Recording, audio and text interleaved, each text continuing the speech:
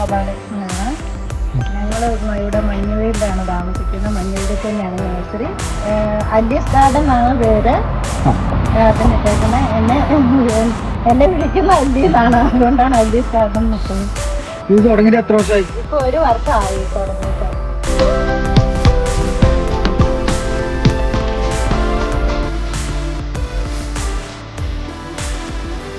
Orange ഇവിടെ കഴിക്കും. ഇതിവിടെ കാഴ്ച ഇവിടുന്ന് കാഴ്ച കേട്ടോ. ഇതിപ്പോ ഇവിടെ കാഴ്ച കണ്ട കാരണം തൈകളെല്ലാം വേഗം വിറ്റുപോയി. സീറ്റമ്പഴം കായൊക്കെ ഉണ്ടല്ലോ. നിറയെ കായ കഴിയുമ്പോഴത്തേക്ക് അടുത്ത കായ ഉണ്ടായിക്കൊണ്ടിരിക്കും. എപ്പോഴും നിറയെ കായ ഉണ്ടാവും. നല്ലതാ തിന്നാൻ.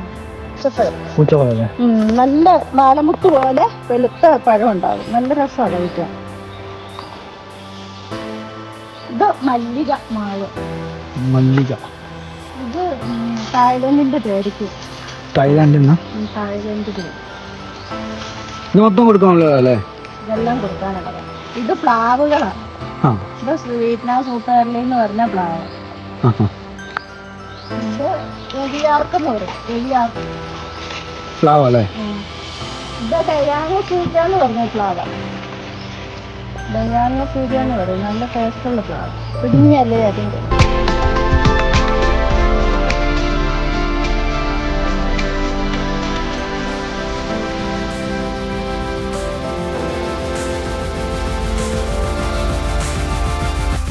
ഇത് താമര വരിക്കാന്ന് പറഞ്ഞ പ്ലാവാ. താമര വരിക്കാന്ന് പറയും.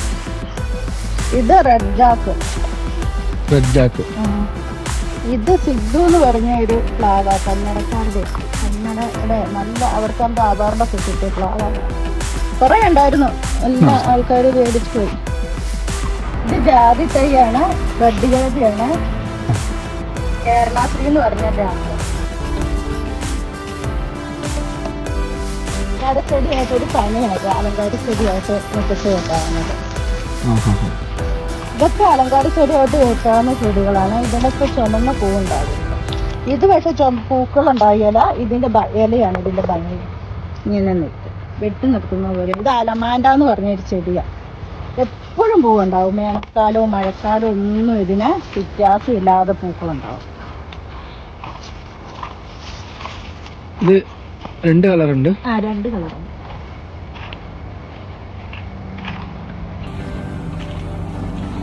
ചേച്ചി ഇതിപ്പം എവിടെയായിട്ടാ വരുന്നത് സ്ഥലം? ഇത് നെല്ലിപ്പോയിലിന്റെയും പുല്ലൂരാമ്പാറയുടെയും കൂടി നടുക്ക് സെന്റർ ആയിട്ട് വരും.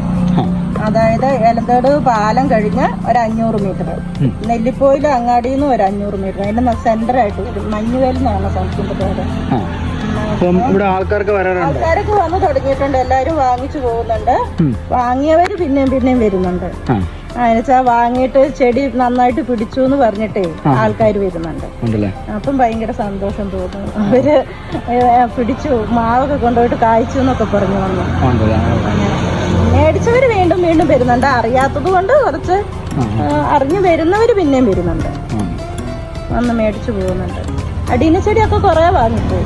ഞങ്ങൾ കേട്ടിട്ടുണ്ടായിരുന്നു ഇത് കുറച്ച് വില കുറച്ചൊക്കെയാണ് തരുന്നതും എടുക്കുന്നതും. കുറച്ച് എന്തായാലും ഞാൻ പറയുന്ന വില ഇച്ചിരി കുറച്ചൊക്കെ കൊടുക്കും. അത് ഓരോരുത്തർ വന്ന് വാങ്ങുമ്പോൾ അവർക്ക് അറിയാം. അവർക്ക് എന്തായാലും ഞാനൊരു ചെറിയ ഇളവ് കൊടുത്തിട്ട് പറയുന്ന വിലയല്ല, കുറച്ച് എപ്പോഴും ചെറിയൊരു ഡിസ്കൗണ്ട് കൊടുക്കും.